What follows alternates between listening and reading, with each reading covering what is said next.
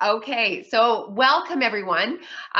So behind the scenes, for those of you that are just gaining access. So we started at 9 o'clock this morning. We're on at almost noon. So we've got a couple hours under our belt and we've got many amazing morning speakers. But the great news is that we do have everything recorded. So if you're just joining on now, tickets are still open for those that want to join. And I just want to stress that it's if you have to step away to do business, business does come first.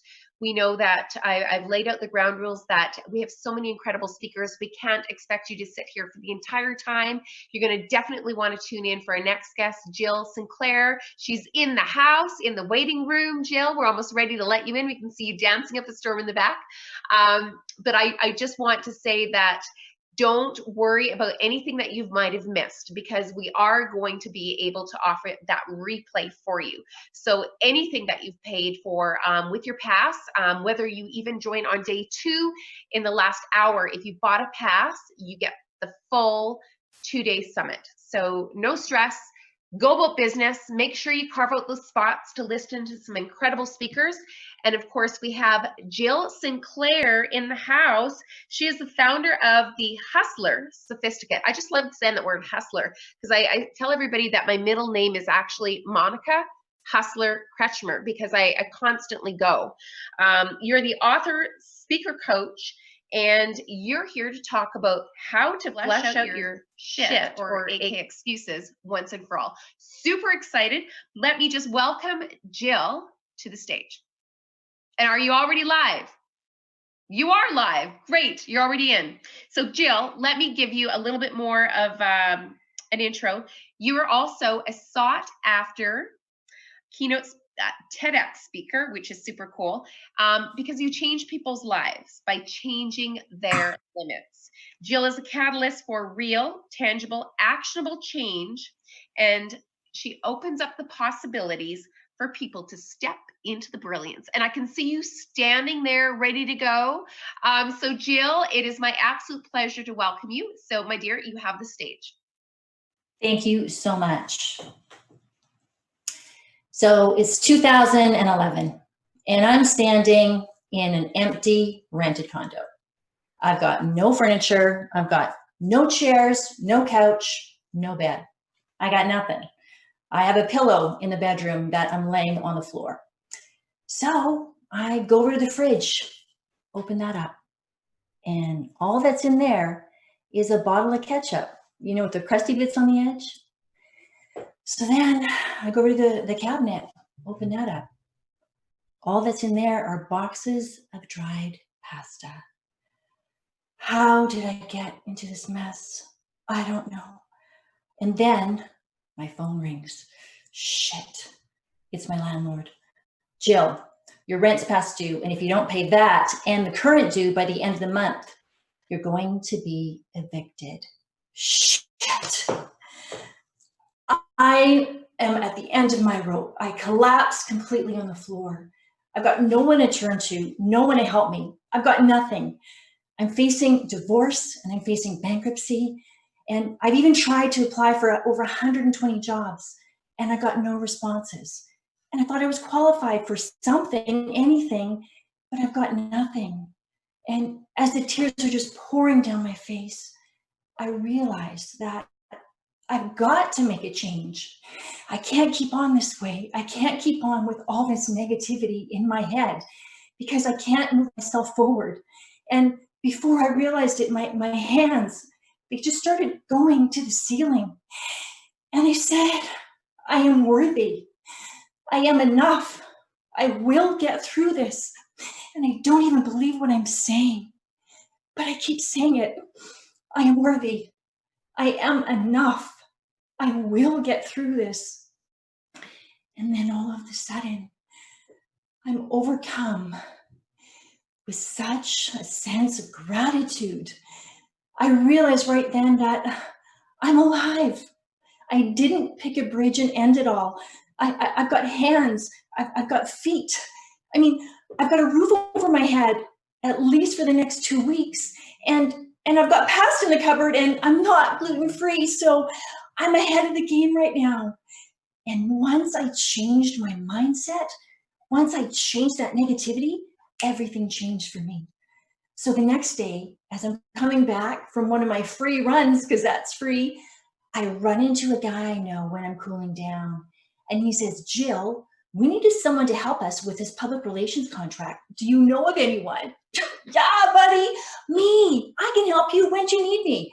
He said, we need you to start tomorrow. And by the way, we're going to need you for about 4 months.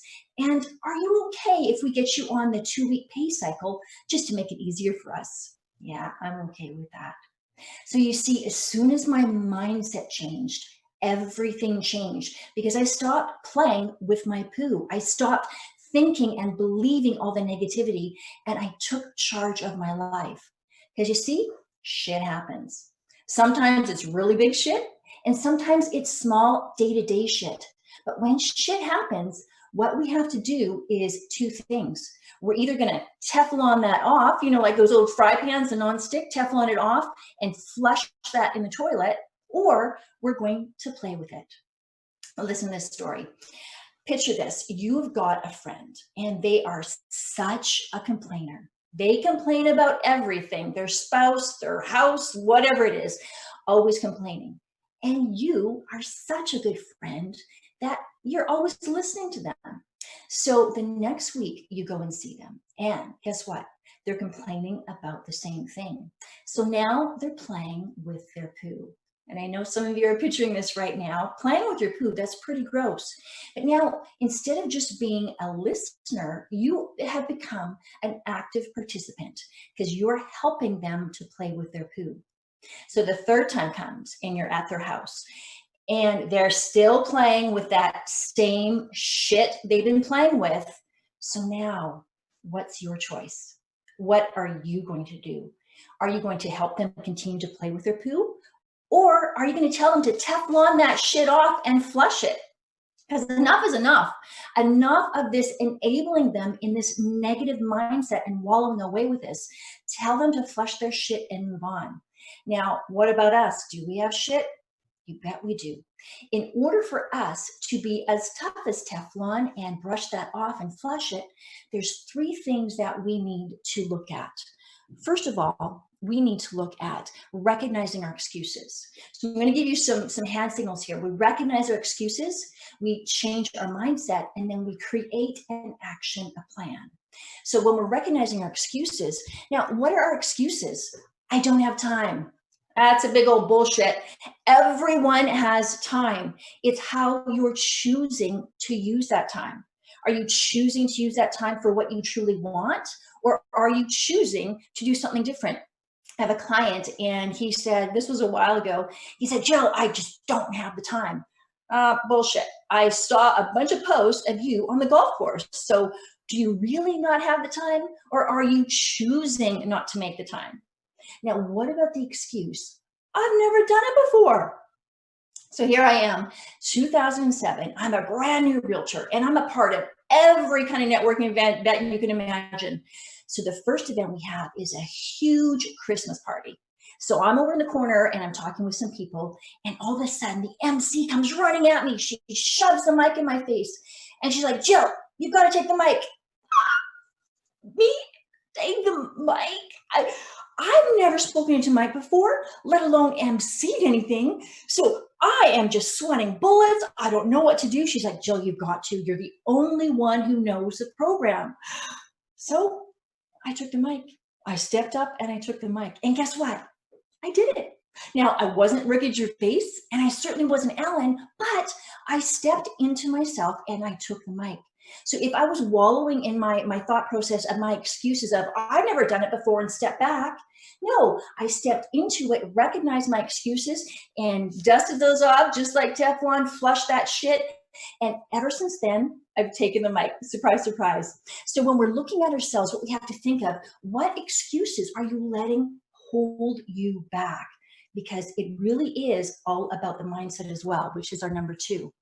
So when we change our mindset, how do we do that? A lot of us have grown up, unfortunately, in the mindset of, I'm not good enough. I don't deserve success. What if I fail?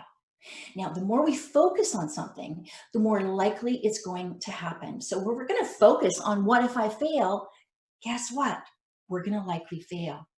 So here I am, 2018 in December, and I realized that I want to be a speaker on the world stage because I want to affect as many people as humanly possible and help them to step into their brilliance. But I don't know jack shit about how to do that.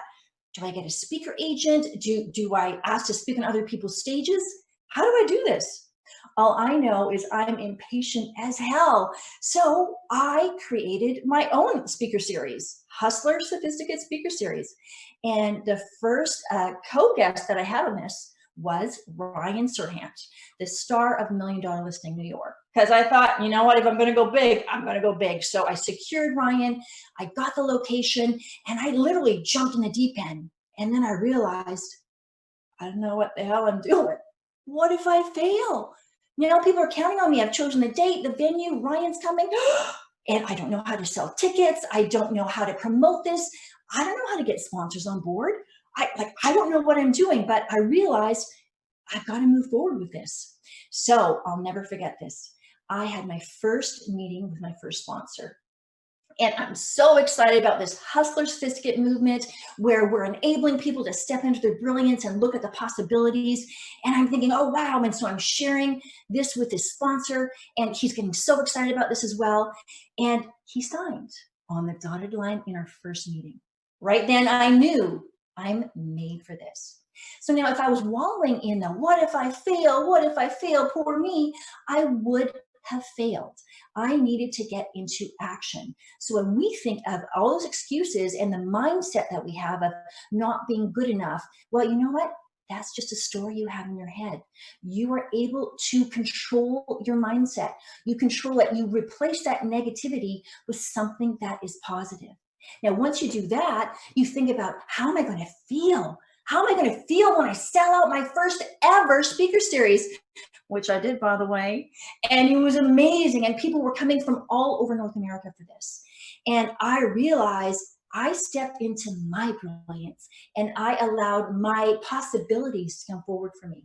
So when you're thinking that your mindset is holding you down, take a pause, flush that shit right into the toilet, and think of the possibilities and anchor it with how you will feel emotionally when you're on the other side of that, because that's going to make for lasting change. Now, the final point is creating and actioning a plan, because without a plan, the people perish. Well, that's a biblical quote. I think I may have changed it up a little bit, but you need to have a plan, and you must be very, very specific with that. You can't just say, you know what, I'm going to kind of maybe sort of do something. You have to be very specific with it. And you also have to make sure it is time mapped, because if you don't have a time period for it, well, who knows? It could be in 50 years that you accomplish this.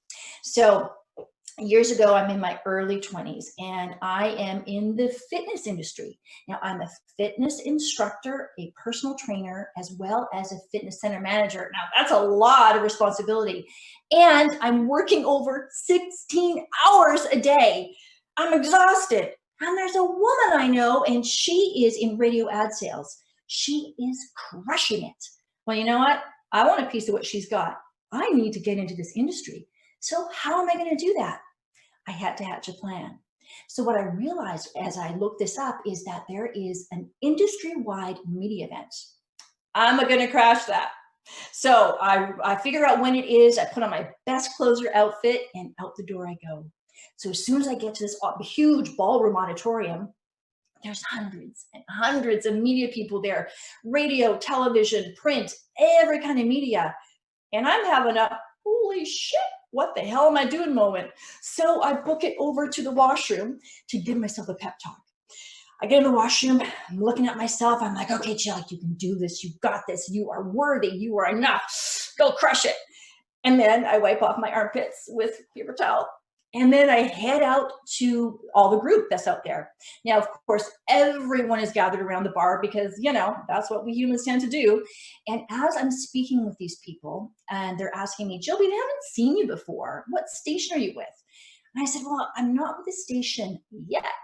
However, I want to work with Z95.3. Do you know the sales manager? And they're looking, oh, he's that guy right over there, the guy with the blue suit. Oh, you mean the guy with a porn stash and the shoulder pads? Yeah, that's him. So I make a beeline directly over to this guy and I shove out my hand. Hi, I'm Jill Sinclair. I want to work for your radio station. What's it going to take for you to hire me? Pretty bold, right? So he steps back a couple, adjusts himself, and he asks me, do you have radio experience? Nope. Do you have sales experience? Nope. I'll tell you what. And he started to placate me, and I'm like, okay, tell me what. And he says, Jill, why don't you sign up for the BCIT sales program? And once you finish that, we can talk, okay? Okay, so now I'm so excited because I've got part 2 to my plan. So the next day I enroll in the night school for BCIT sales and marketing. Now it was the first course and it was the one course, always be closing, the ABCs of sales. So once I finish that, I phone up Miami Vice dude and I say to him, hey, this is me. I did what you asked me to do. When can I come in for a meeting? So book that meeting with him. And as I'm sitting in front of him, he's pretty blown away that I actually did what he asked me to do. Because I'm damn serious about changing my life from working 16 hours a day and meagerly getting by. I want to crush it in ad sales. So in the course of 3 interviews, he offered me the job. So here's the thing. People say so often, oh, I want this and I want this. Yet they're not willing to do the work or make the plan. If you're not going to make the plan to get forward, how are you going to get the success and change your life? I realized at that moment when I was in the washroom sweating profusely that I wanted a change in my life more than I wanted to hold on to my fears. So once you realize that your goals are really something that you want to materialize, you will step into action. So let's recap that. In order to be as tough as Teflon and brush that shit off and flush it, there's 3 points that we need to action. We need to recognize the excuses that come out of our mouth. We need to change our mindset. And then we need to create and action a plan. Because with all of these points right over here, we're going to change the trajectory of our life and build something that we never, ever could have imagined. I mean, could I imagine ever being on tour with Josh Altman? Mind you, it's been halted because of COVID, but have I imagined that? I've been invited to go on a speaking tour with a UFC fighter. Would I have imagined that 2 years ago? No, I've opened myself up to the possibilities. So this much I know to be true. You are worthy. You will get through this, and you are enough. Thank you. Wow. You are so incredible. I have to say, I'm like, you have so much energy, and I actually love, I just want to say shit.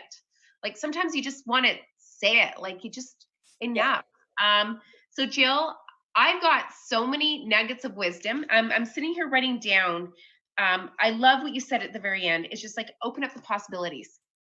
Yeah. Open up the possibilities and go get them, because we are responsible for our destinies, but we're going to have to do it and stop and just flush the shit out. Just flush it. It really is. It really is as simple as that. It really is. I'm on it. But Jill, really exciting here. We're at noon. Okay. So that whole 20 minutes went super fast. We have people waiting in our audience. So hello, audience.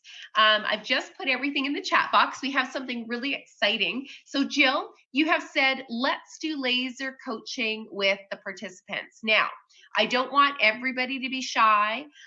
We're going to use the chat box to ask you to ask Jill or myself. Let's go for Jill. Jill just got finished giving a really great presentation here. So what do you need help and support with? What are you dying to have support? Jill's like, yeah, let's get it done. Let's do this. So maybe I can have you type in your chat box your questions for Jill. So let's wait for those. I gave them a little heads up, so we'll just wait for those questions to come in. Did you have any other words of wisdom that you want to share while we wait for those words to hear? So often we continue to play, and we get neck deep in things. And then we don't see a way out because we keep on letting the shit rise and rise and rise.